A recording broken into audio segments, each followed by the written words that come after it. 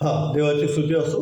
आजचा विषय आहे येशू ख्रिस्ताचा, प्रभू येशू ख्रिस्ताचा बाप्तिस्मा, आणि तो आपण का घ्यायचा याचं उत्तर आपल्याला मिळालेलं आहे मत्तेकृत शुभवर्तमान 28 अध्याय 19 वचनामध्ये. तेव्हा तुम्ही जाऊन सर्व राष्ट्रातील लोकांना शिष्य करा, त्यांना पित्याच्या, पुत्राच्या व पवित्र आत्म्याच्या नावाने बाप्तिस्मा द्या. ही प्रभू येशू ख्रिस्ताची आज्ञा आहे आणि म्हणून आपण बाप्तिस्मा घेतला पाहिजे. देवाची स्तुती असो. आणखी प्रभू येशू ख्रिस्ताने या संदर्भात एक आज्ञा दिलेली आहे. ती आपल्याला योहानकृत शुभवर्तमान 3 अध्याय आणि 5व्या वचनामध्ये पाहायला मिळते. निकोदेमेस हा जेव्हा प्रभू येशू ख्रिस्ताला भेटायला येतो आणि तो काही प्रश्न विचारतो, त्याच्याशी बोलताना प्रभू येशू ख्रिस्ताने आपल्याला ही दुसरी आज्ञा दिलेली आहे. दुसरी म्हणजे तीच आज्ञा पुन्हा एकदा दिलेली आहे. योहानकृत शुभवर्तमान 3 अध्याय 5वं वचन. हा हा पाण्यापासून व आत्म्यापासून जन्मल्यापासून कोणालाही देवाच्या राज्यात प्रवेश करिता येत नाही. हा, देवाची स्तुती असो. प्रभू येशू ख्रिस्ताची ही आज्ञा आहे की पाण्यापासून व आत्म्यापासून जन्म घेतल्यापासून कोणीही देवाच्या राज्यात प्रवेश करू शकत नाही. आणि आपलं अल्टिमेट एम जे आहे पृथ्वीवर जीवन जगण्याचं, ते एकच आहे की स्वर्गीय राज्यामध्ये आपल्याला प्रवेश मिळावा. आपण सकाळी उठतो, 9चं चर्च असतं, 8:30ला 8:45ला चर्चला येतो. मी बघितलं 25 तारखेची भक्ती होती, 24ला रात्री तुम्ही आला, 10 ते 12 भक्ती झाली, 1 वाजेपर्यंत, 1:30 वाजेपर्यंत काही लोकांना मी इथंच बघितलं. पुन्हा सकाळी 8:30ला बरोबर 9च्या आधी ते लोक रात्रीची भक्ती करून पुन्हा हजर होते. हे सर्व आपण कष्ट घेतो देवाच्या सेवेसाठी, देवाच्या भक्तीसाठी. कशासाठी? अल्टिमेट एम काय? देवाने आशीर्वाद द्यावा आणि आम्हाला शेवटी स्वर्गीय स्थान मिळावं, है ना. 2च उद्देश असतात आपले. पृथ्वीवर देवाने आम्हाला आशीर्वाद द्यावा आणि पृथ्वीचं जीवन संपेल तेव्हा प्रभू समयी, है ना, जवळही असावे. देवाची स्तुती असो. त्याच्या स्वर्गीय राज्यामध्ये असावे. मग त्याने काय सांगितलंय की पाण्याने व आत्म्याने जन्मल्यापासून कोणीही स्वर्गाच्या राज्यात प्रवेश करू शकत नाही. म्हणजे आपण पहिल्या प्रश्नाचं उत्तर घेतोय, व्हाय टू टेक बॅप्टिझम, का बाप्तिस्मा घ्यायचा? प्रभू येशू ख्रिस्ताची आज्ञा आहे. ओके, अजून एक वचन वाचूया आपण. काय आहे? 1 करंथी 12 अध्याय 13 वचन. 1 करंथी 12-13. आता हे पुलपीठ थोडंसं मोठं झाल्यामुळे देवाची स्तुती असो. कारण आपण यहुदी असू किंवा हेलेने असू, गुलाम असू किंवा स्वतंत्र असू, एक शरीर होण्यासाठी आपल्या सर्वांना एका आत्म्यात बाप्तिस्मा मिळाला आहे. येस, देवाची स्तुती असो. आपण सर्व एकाच आत्म्याने संचलित झालो आहोत. Amen. Very good. Praise the Lord. एक शरीर होण्यासाठी आपल्या सर्वांना एका आत्म्यात बाप्तिस्मा मिळाला आहे. म्हणजे जेव्हा आपण बाप्तिस्मा घेतो तेव्हा एक शरीर होतो. कुणाचं शरीर? प्रभू येशू ख्रिस्ताचं शरीर. कारण मंडळी ही काय आहे? ख्रिस्ताचं शरीर आहे. आणि मंडळीचं मस्तक ख्रिस्त स्वतः आहे. मंडळी हे ख्रिस्ताचं काय आहे? शरीर आहे. आपण त्या शरीराचे अवयव आहोत आणि म्हणून आपण बाप्तिस्मा घेतो. मंडळीमध्ये सहभागी होण्यासाठी आपण बाप्तिस्मा घेतो. मंडळीमध्ये सहभागी होतो म्हणजे या वचनानुसार 1 करंथी 12-13 आपण एक शरीर होतो, प्रभू येशू ख्रिस्ताचे शरीर होतो. आणि त्यासाठी आपण काय करतो? बाप्तिस्मा घेतो. व्हाय टू टेक बॅप्टिझम? दुसरं कारण, प्रभू येशू ख्रिस्ताच्या शरीराचा एक भाग होण्यासाठी आम्ही बाप्तिस्मा घेतो. तिसरं कारण, गलती 3:27. गलती करास पत्र 3 अध्याय 27 वचन.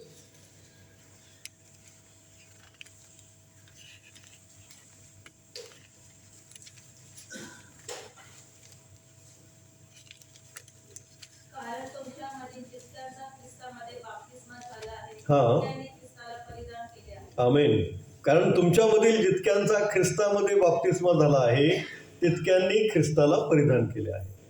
पहा, इथं आपल्याला 2 गोष्टी कळून येतात की जेव्हा बाप्तिस्मा होतो तेव्हा आपण ख्रिस्ताला परिधान करतो.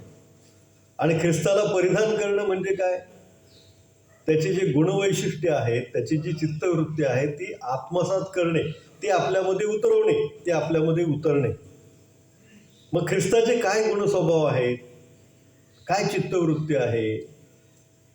तो नम्र होता, आपण नम्र असायला पाहिजे. तो क्षमाशील होता, आपण क्षमाशील असायला पाहिजे.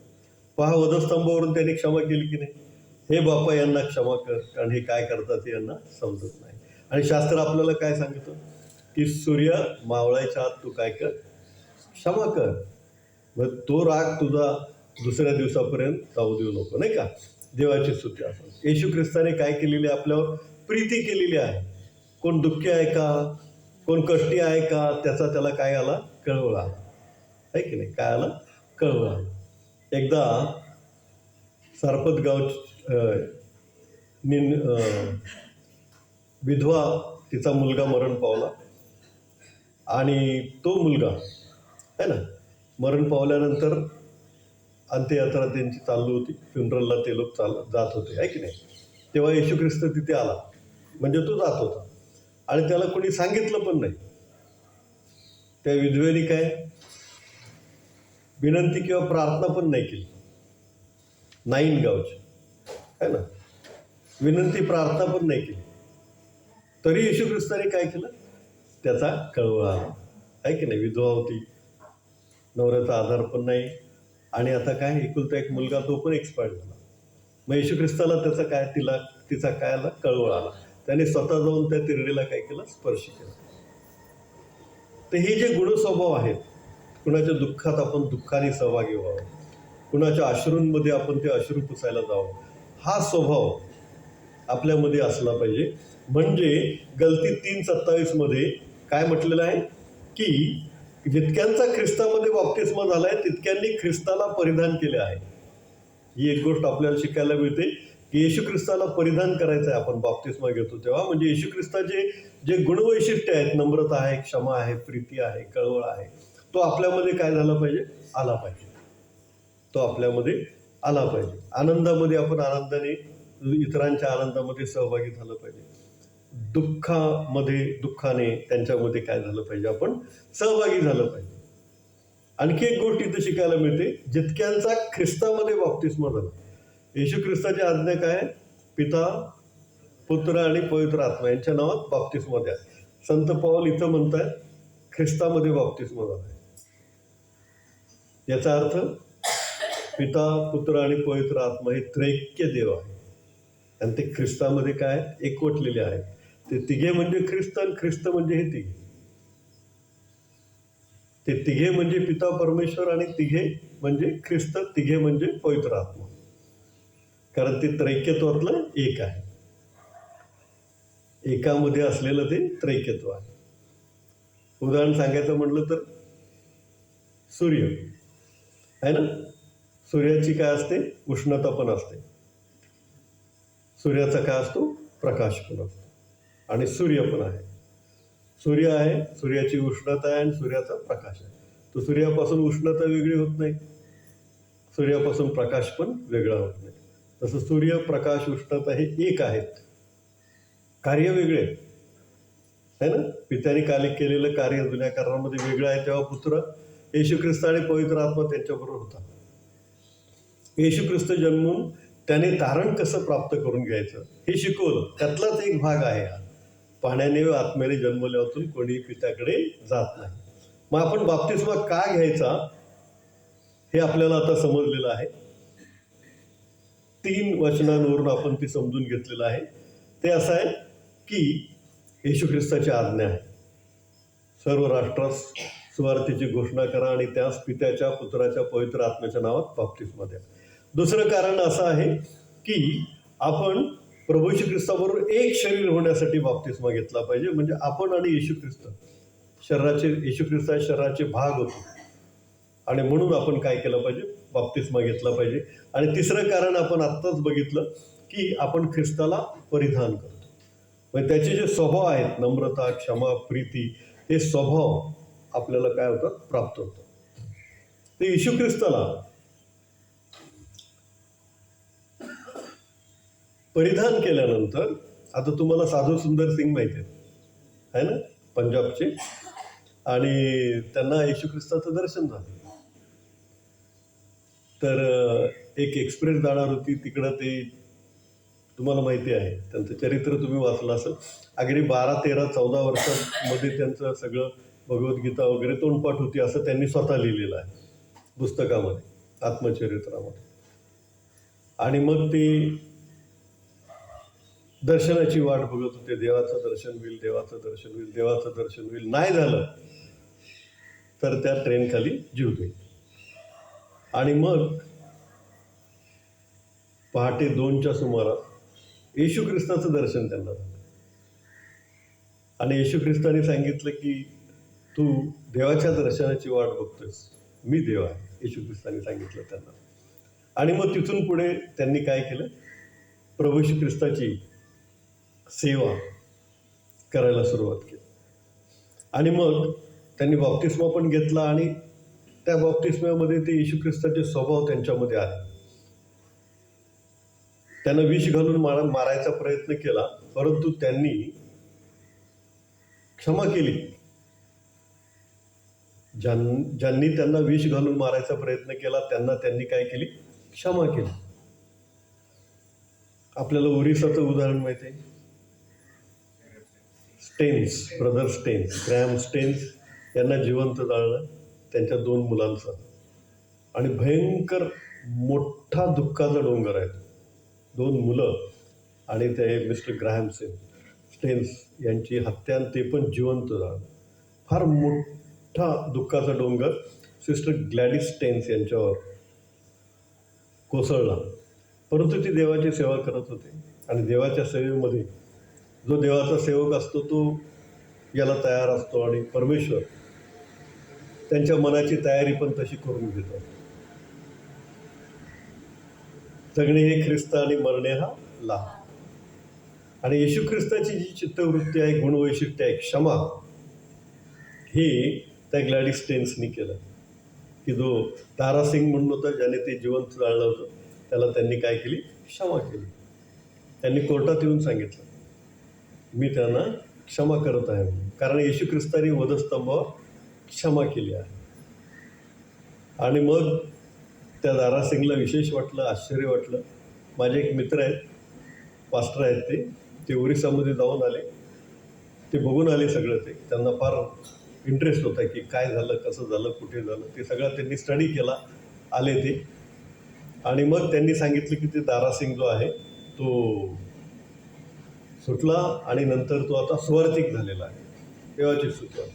कोण झालेला आहे, सुवार्थिक, इव्हँजेलिस्ट. तो स्वतः बायबल घेऊन आता फिरतो आणि तोच सांगतो की येशू ख्रिस्त हा जीवन देव आहे, अन्य कोणी देव नाही. Praise the Lord. देवाची स्तुती असो. आत्ता उदाहरण झालं अमेरिकेमध्ये, माहिती आहे, चार्ली, का त्याला गोळी मारली आहे ना. तो आवेशी होता देवाच्या बाबतीत. आणि तो आवेशी होता आणि तो स्ट्रीटवर डायरेक्ट माईक लावून येशू ख्रिस्ताचं सांगायचं की तो जिवंत आहे. पण आपल्याला माहिती आहे की न मानणारे आणि तीव्र सैतानी विरोध असलेले काही सैतानी लोक पण असतात. त्यांनी त्याला गोळी मारली. आणि ते भाषण तुम्ही ऐकलं असेल चार्लीच्या मिसेसचं, है ना. ती बोलली येशू ख्रिस्तानी जशी वधस्तंभावर क्षमा केली तशी मी त्याच्या मारणाऱ्यांना क्षमा करते. आता कायदा जे करायचं ते करेल, परंतु गलती 3:27 येशू ख्रिस्ताला परिधान करणं म्हणजे ही आहे. त्यांनी शिष्यांचे पाय धुतले, नम्रता. त्याने यहूदा इस्करियोत जो त्याला धरून देणार होता त्याला पण घास भरवला. ही प्रीती त्या विधवेच्या मुलाबद्दल आलेला कळवळा, हे स्वभाव आपल्यामध्ये येतात. आणि हे स्वभाव आपल्यामध्ये येण्यासाठी आपण काय करतो, बाप्तिस्मा घेतो. येशू ख्रिस्ताला आपण आपला वैयक्तिक तारणारा म्हणून स्वीकारतो. जेव्हा आपण बाप्तिस्मा घेतो तेव्हा येशू ख्रिस्ताला आपण काय करतो, आपला वैयक्तिक तारणारा म्हणून स्वीकारतो. पण येशू ख्रिस्त आणखी पुढे जाऊन काय म्हणतो, पाण्याने व आत्म्याने जन्मल्यापासून कोणी स्वर्गाच्या राज्यात प्रवेश करू शकत नाही. मग आता पाण्याचा बाप्तिस्मा आपण घेतला, पवित्र आत्म्याचा बाप्तिस्मा मिळण्यासाठी आपण काय केलं पाहिजे. आपण एक वचन वाचूया, लूक 3 अध्याय 21 वचन. लूक 3 अध्याय 21 वचन.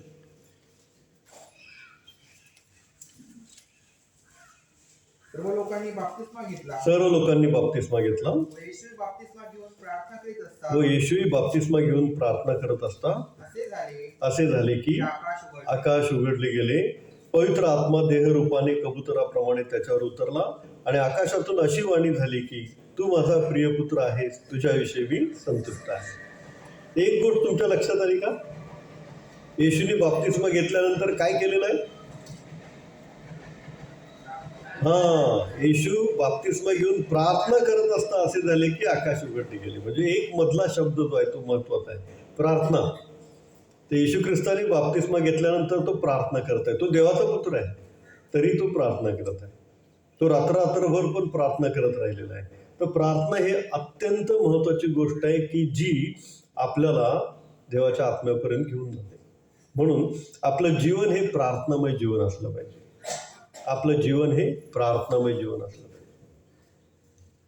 सकाळी उठलो की आपला तो दिवस देवाच्या हातात द्यायचा. तो दिवस देवाच्या हातात द्यायचा. प्रार्थना केल्याशिवाय बेडवरून खाली उतरायचंच नाही. हे देव बाप्पा, आजचा दिवस तुझ्या हाती सोपवतो, तू सांभाळ, तू जप, तू राख, तू प्रवास सुखरूप कर, तू कामं आशीर्वादित कर, सर्व काही तुझ्या गौरवासाठी असू दे, प्रभूच्या नावाने आमेन. अशी प्रार्थना करून मगच तुम्ही आपण जर बेड सोडला तर बरं होईल असं मी सांगत असतो. पण माझ्या भावाला पण मी सांगितलं, माझे भाऊ अजित कवठेकर बारामतीला आहेत, सांगितलं पण ते काय गडबड घाई, बाहेर पडायचं लगेच कामासाठी अर्जंट, बारामतीला राहतात ते. मग ॲक्सिडेंट झाला, पाय मोडला. मग मी सांगितलं त्याला, तुला मी सांगत होतो घराच्या बाहेर पाय ठेवण्यापूर्वी प्रार्थना केली पाहिजे. म्हणजे सकाळची प्रार्थना तर आहेच, पण आपण भाजी आणायला जरी जातो तरी हे देवा माझा प्रवास सुखरूप कर. काल परवा बघितलं घोडबंदर रोडवर ॲक्सिडेंट झाला, 14 गाड्या एकमेकाला थडकल्या. 14 म्हणजे झालं काय, किती मोठा ॲक्सिडेंट झाला. त्याच रस्त्याने एक दिवस आम्ही आधी बोर्डीला गेलो होतो, डहाणू बोर्डी साईड. देवबाप सांभाळतो. जर आपण प्रार्थना करून बाहेर पडलो तर आपल्याला देवबाप सांभाळतो. मग त्याचा पाय मोडला. मग नंतर पुन्हा मी त्याला सांगितलं की असं करू नको, पहिले प्रार्थना केल्याशिवाय घराच्या बाहेर पडायचं नाही. मग आता तो प्रार्थना केल्याशिवाय घराच्या बाहेर पडत नाही. इतकंच नव्हे तर आणखी पुढे एक स्टेप, जाताना एका ठिकाणाहून दुसऱ्या ठिकाणी गेला तिथे प्रार्थना, पुन्हा तिथून तिसऱ्या ठिकाणी जाताना पुन्हा प्रार्थना, घरी आल्यावर पुन्हा प्रार्थना. हे असं प्रार्थनामय जीवन असलं पाहिजे. आपण वचन वाचलं होतं, 1 थेसलनी 5:17, निरंतर प्रार्थना. आपण प्रार्थनामय जीवन असलं तर आपल्याला पवित्र आत्मा मिळेल. मग काय अवघड आहे का, काय कठीण आहे का? जाताना प्रवासामध्ये रिकामा वेळ आहे, प्रार्थना करत जाऊया. देवाचे आशीर्वादच मागायचेत आपल्यावर, आपल्या कुटुंबियांवर. आणि मग सारख्या प्रार्थना केलं तर देवबाप ऐकतो ना, आणि तो काय करतो, आपल्याला उत्तर देतो. म्हणून आपलं जीवन कसं असलं पाहिजे, प्रार्थनामय जीवन असलं पाहिजे. एक वचन वाचूया, दानिएल 10वा अध्याय 12वा वचन.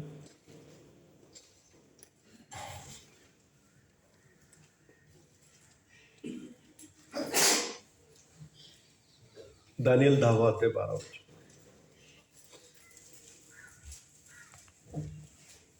तो मला म्हणाला, दानिएला भिवू नको, कारण ज्या दिवशी तू समज घेण्याचा व आपल्या देवापुढे नम्र होण्याचा निश्चय केला त्याच दिवशी तुझे शब्द ऐकण्यास आले. आमेन. त्या तुझ्या शब्दावरून मी आलो आहे. पहा, गॅब्रिएल दूत आलेला आहे आणि काय म्हटलेलं आहे, नम्रतेने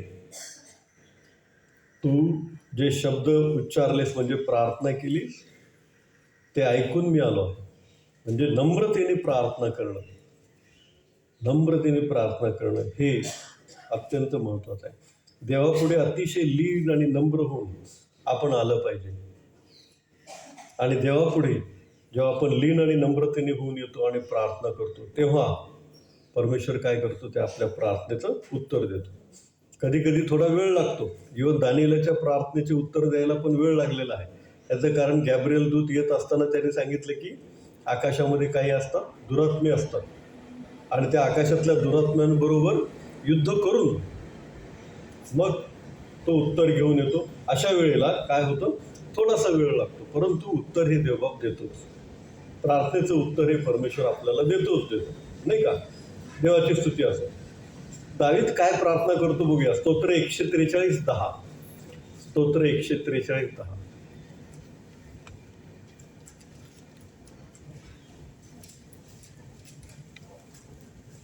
तुझ्या इच्छेप्रमाणे वागण्यास मला शिकव, कारण तू माझा देव आहेस. तुझा उत्तम आत्मा आम्हाला सधर्मभूमीत नेव. आमेन. दाविदाचं स्तोत्र आहे नाही का. तुझ्या इच्छेप्रमाणे वागण्यास मला शिकव, कारण तू माझा देव आहेस. तुझा उत्तम आत्मा मला सरळ मार्गावर नेव. तुझ्या इच्छेप्रमाणे वागण्यास मला शिकव. किती सुंदर आहे नाही का. प्रार्थना आपली अशी असावी की बाबा परमेश्वरा तुझी काय इच्छा आहे ना, तुझी इच्छा माझ्या जीवनामध्ये घडू दे. आणि तो तर राजांचा राजा आहे, प्रभूंचा प्रभू आहे. उत्तम ते दिल्या वाचून तो राहणारच नाही, कारण तो आपला स्वर्गीय बाप आहे. आणि म्हणून तुझ्या इच्छेप्रमाणे हो. आमचं जीवन तुझ्या इच्छेप्रमाणे तू चालव. आमच्या लेकरांना तुझ्या इच्छेप्रमाणे तू काय कर, आशीर्वादित कर. आमची अशी इच्छा आहे की त्यांनी असं व्हावं, परंतु तुझ्या इच्छेप्रमाणे कर. अशा प्रार्थना आपण केल्या पाहिजे, जशी दाविदाने ही प्रार्थना केलेली आहे. स्तोत्र आता आपण वाचलेलं 143:10 की तुझ्या इच्छेप्रमाणे वागण्यास मला शिकव. दानिएलाकडून आपण शिकलेलं आहे की नम्रतेने आपण प्रार्थना केली तर परमेश्वर काय करतो, ऐकतो. आणि येशू ख्रिस्तांनी काय सांगितलेलं आहे पाहूया. मत्ते 21:22. मत्ते 21 आणि 22.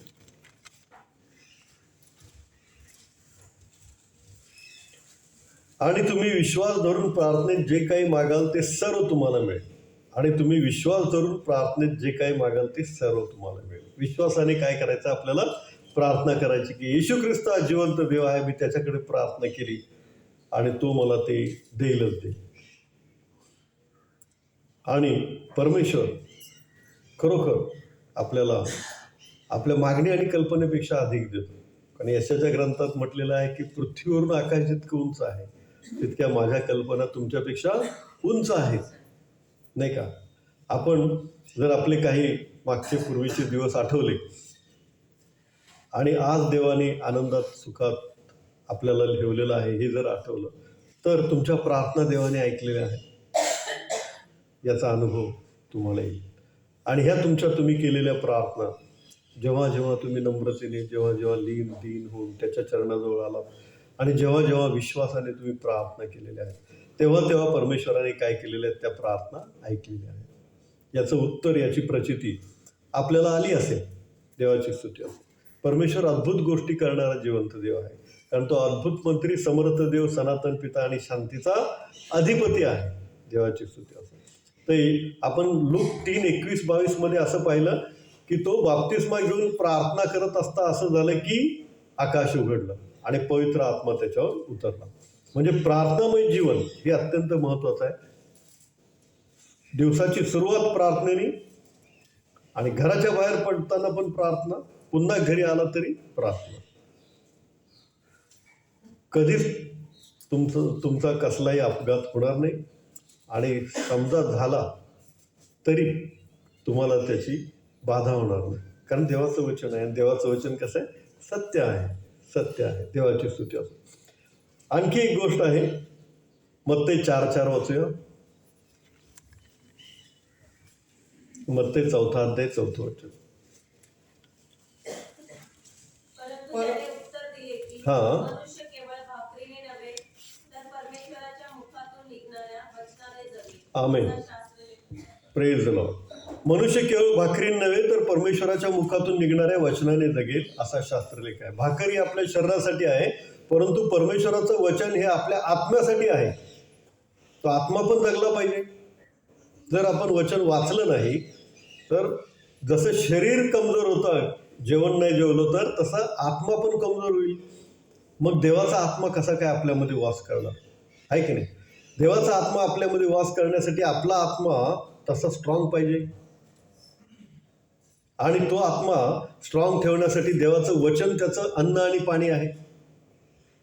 देवाचं वचन काय म्हटलेलं आहे, परमेश्वराच्या मुखातून निघणाऱ्या वचनाने जगेल. म्हणजे आपला आत्मा जो आहे तो परमेश्वराच्या मुखातून निघणाऱ्या प्रत्येक वचनाने जगतो. म्हणून हे वचन आपण काय केलं पाहिजे, वाचलं पाहिजे. शिवाय त्याचं काय केलं पाहिजे, चिंतन आणि मनन पण केलं पाहिजे. त्याच्यावर थोडा विचार पण केला पाहिजे. आता चर्च सुटलं की ते संदेश काय होता याविषयी थोडंसं चर्चा करायला पाहिजे. त्यासाठी आपण फेलोशिपमध्ये आलं पाहिजे, सहभागिता चर्च सुटल्यानंतर. त्यासाठी ते आयडिया आहे चहा पाण्याची, केक कटिंगची, फेलोशिप, सहभागिता, की जेणेकरून तुम्ही एकत्र याल, तुमची कदाचित सुखदुःख शेअर कराल आणि वचनावर पण तुम्ही थोडंसं चिंतन आणि मनन कराल. तर नवीन वर्षामध्ये आपण हे शिकलो होतो की मी आणि माझे घराणे तर परमेश्वराची सेवा करणार, हा संकल्प होता, आहे की नाही. आज आम्ही असं शिकत आहोत की जेव्हा आमचं जीवन प्रार्थनामय असतं तेव्हा पवित्र आत्मा आमच्यामध्ये वास करतो. आणि देवाचा पवित्र आत्मा जेव्हा आमच्यामध्ये वास करतो तेव्हा आम्हाला सामर्थ्य प्राप्त होतं आणि आम्ही साक्ष देणारे होतो. काय होतं? साक्ष देणारे. वाचूया प्रेषित 1:8. प्रेषितांची कृत्ये 1:8.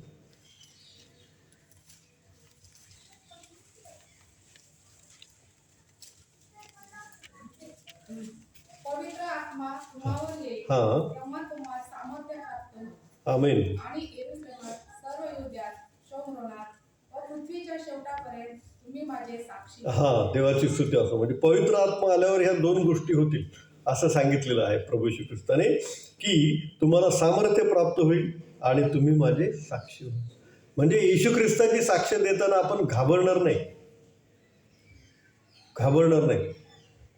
तो काळ एक फार डेंजर काळ होता आणि माझे आजोबा पाळक होते आणि ते पाळकी सेवा अगदी बिनधास्तपणे करायचे. तर मी त्यांच्याबरोबर होतो, लहान होतो, मी 5वी 6वीला असेल. त्यांच्याबरोबर जाताना अचानक काही लोक त्यांना मारायला लागले. का तर ते पाळकी सेवा करतात आणि खेड्यापाड्यातले लोक एकदम डेंजर, आणि त्यांच्याकडे तेव्हा कुऱ्हाडी वगैरे असायचे.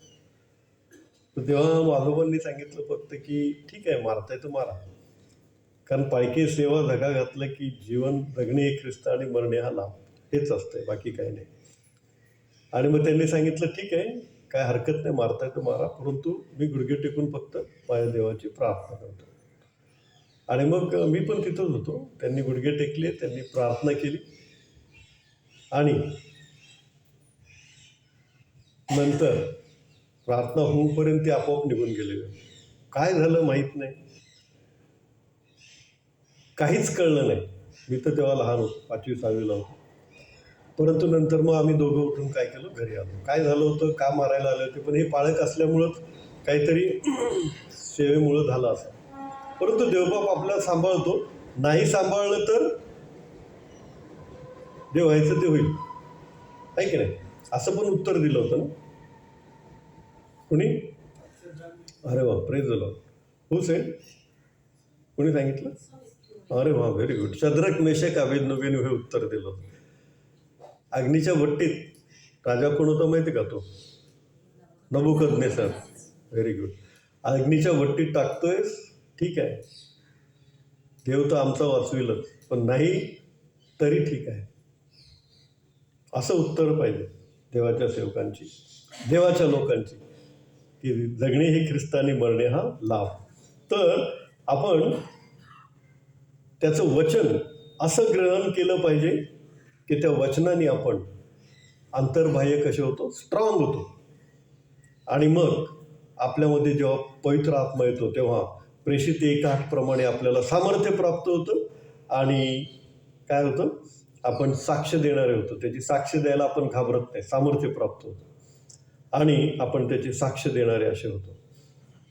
आणि कधीकधी आपल्याला जेव्हा अधिक प्रार्थनेमध्ये राहतो तेव्हा आपल्याला जाणवतं की देवाचा आत्मा आपल्याबरोबर आहे, आपल्याला जाणवतं. आणि मग जेव्हा जाणवतं ना तेव्हा लगेच काही गोष्टींसाठी प्रार्थना करून टाकायची. मग त्या गोष्टी 100% होतातच. जेव्हा आत्मा, तो काय 24 तास आपल्याबरोबर राहत नाही, तो येतो आणि निघून जातो. जेव्हा प्रार्थनामय जीवन असतं तेव्हा येतो आणि पुन्हा जेव्हा आपण जगामध्ये जातो तेव्हा तो निघून जातो. पुन्हा आपण प्रार्थनामय जीवन मध्ये आलो तर पुन्हा तो येतो. अधिक देवाच्या सानिध्यामध्ये आलो तर तो अधिक आत्मा आपल्याबरोबर असतो. आपल्याला माहिती आहे, बेनी हिनचं नाव तुम्ही ऐकलं असेल ना, मोठे देवाचे अमेरिकेमध्ये असलेले सुवार्तिक आहेत ते. तर त्यांना ते आहेत यहुदी. कोण आहेत ते? यहुदी. राहत होते इस्रायलमध्ये, परंतु स्कूल लाईफमध्येच त्यांना येशू ख्रिस्त दिसायला. काय आहे हे? त्यांना माहीतच नाही काय आहे. मग येशू ख्रिस्ताशी बोलणं चालणं व्हायचं त्यांचं, आणि मग ओळख झाली येशू ख्रिस्ताबरोबर. मग ते तुम्हाला माहिती आहे, स्कूल लाईफ जरी असलं तरी त्यांना स्वतःची कार असते. मग ते कार घेऊन असं बाहेर जायचे थोडंसं आउटसाईडला, आणि तिथं मग येशू ख्रिस्ताबरोबर गप्पा मारत बसायचे. येशू ख्रिस्त त्यांना बायबल शिकवायचं. असं त्यांचं लाईफ सुरू झालं. घरी बायबल आणलं. यहुदी असल्यामुळं वडिलांना आवडलं नाही. क्लॅशेस झाले. त्यांनी स्वतःही लिहिलेलं आहे त्यांच्या ही टच मी या पुस्तकामध्ये. क्लॅशेस झाले. त्यांनी येशू ख्रिस्ताला सोडलं नाही. ते इस्रायल सोडून अमेरिकेला गेले. आई वडील बहीण भाऊ सगळे सोडून, अगदी स्कूल टू कॉलेज लाईफ या वयामध्ये असताना अमेरिकेला गेले आणि तिथं सेटल झाले. देवबाप त्यांच्याबरोबर होता आणि देवाने त्यांच्याबरोबर कार्य केलं. पण जेव्हा पवित्र आत्मा असतो तेव्हा साधू सुंदर सिंगांचं उदाहरण पाहिलं, बेनी हिनचं उदाहरण पाहिलं, ते सामर्थ्य प्राप्त होतं. ते साक्ष द्यायला घाबरत नाही. यहुदी घरामध्ये त्यांनी साक्ष दिली की येशू हाच जिवंत देव आहे. देवाची स्तुती असो. आपण आज बाप्तिस्मा या विषयावर शिकलो आहोत. बाप्तिस्मा का घ्यायचा? येशू ख्रिस्ताची आज्ञा आहे म्हणून. पवित्र आत्मा कसा मिळेल? प्रार्थनामय आणि वचनामध्ये जीवन असेल तर आपल्याला पवित्र आत्मा मिळतो. आपण प्रार्थना करू. हे सर्वसमर्थ देवबाप्पा, तुझ्या पवित्र आत्म्याचा अभिषेक तू आम्हामध्ये ठेव, आणि देवबाप्पा प्रार्थनामय जीवन आणि वचनामधल्या जीवनामध्ये तू आम्हाला ठेव. आमचा धन्य तारणारा प्रभू श्री ख्रिस्तावर मागतो नाही बाप्पा. आमेन.